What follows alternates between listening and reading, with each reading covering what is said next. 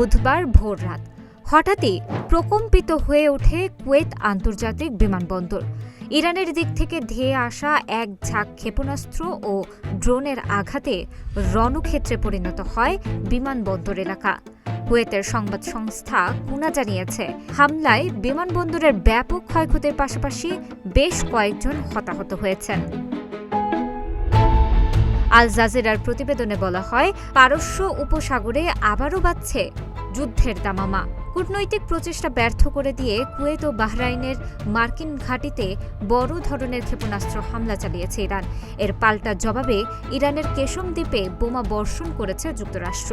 প্রায় ১০০ দিন ধরে চলা এই সংঘাত এখন পুরো মধ্যপ্রাচ্যকে এক ভয়াবহ যুদ্ধের মুখে ঠেলে দিচ্ছে। সূত্র বলছে, বাহরাইনে অবস্থিত মার্কিন পশ্চিম নৌবহরের সদর দপ্তর ও একটি বিমান ঘাঁটি লক্ষ্য করে আক্রমণ চালায় ইরানের রেভলিউশনারি গার্ড বা আইআরজিসি। যদিও মার্কিন সেন্ট্রাল কমান্ড দাবি করেছে, তারা বাহরাইনের দিকে আসা ক্ষেপণাস্ত্রগুলো মাঝ আকাশেই রুখে দিয়েছে এবং তাদের কোনো কর্মী বা সম্পদের ক্ষতি হয়নি। হামলার পাল্টা জবাব দিতে দেরি করেনি ওয়াশিংটন। ইরানের কেশম দ্বীপের একটি গুরুত্বপূর্ণ টেলিযোগাযোগ টাওয়ার লক্ষ্য করে হামলা চালায় মার্কিন বাহিনী, যেখানে ইরানের ক্ষেপণাস্ত্র মজুত করার ভূগর্ভস্থ ঘাঁটি রয়েছে বলে ধারণা করা হয়।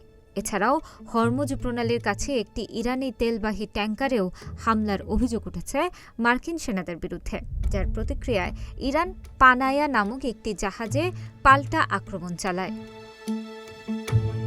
তেহরানের দাবি, কুয়েত ও বাহরাইন তাদের ভূখণ্ড এবং সুবিধাদি মার্কিন সামরিক অভিযান পরিচালনার জন্য ব্যবহার করতে দিয়ে সরাসরি এই যুদ্ধের দায়ভার গ্রহণ করেছে।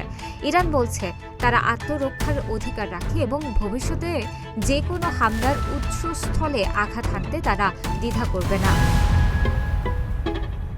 গত এপ্রিলে পাকিস্তানের মধ্যস্থতায় একটি অস্থায়ী যুদ্ধবিরতি কার্যকর হলেও তা স্থায়ী হয়নি। বর্তমান কূটনৈতিক পরিস্থিতিও বেশ জটিল। যুক্তরাষ্ট্রের পররাষ্ট্রমন্ত্রী মার্কো রুবিও দাবি করেছেন, যুদ্ধ শেষ হওয়ার পথে, কিন্তু বাস্তবতা ভিন্ন বার্তা দিচ্ছে। তেহরান স্পষ্ট করে জানিয়েছে, ইসরায়েল যদি লেবাননে আগ্রাসন অব্যাহত রাখে তবে তারা ওয়াশিংটনের সাথে আলোচনা ছেড়ে সরাসরি সংঘাতের পথে হাঁটবে। হরমুজ প্রণালীর নিয়ন্ত্রণ আর যুক্তরাষ্ট্রের অবরোধ নিয়ে তেহরান ও ওয়াশিংটনের এই অনড় অবস্থান পুরো অঞ্চলকে এক অনিশ্চিত ভবিষ্যতের দিকে নিয়ে যাচ্ছে। শান্তির বার্তা ক্ষীণ হয়ে আসায় এখন প্রশ্ন দাঁড়িয়েছে, উপসাগরীয় এই সংঘাত কি তবে পূর্ণাঙ্গ আঞ্চলিক যুদ্ধে রূপ নিতে যাচ্ছে? আর তা কখন শুরু হবে? তানাজা আফরিন, প্রতিদিনের বাংলাদেশ।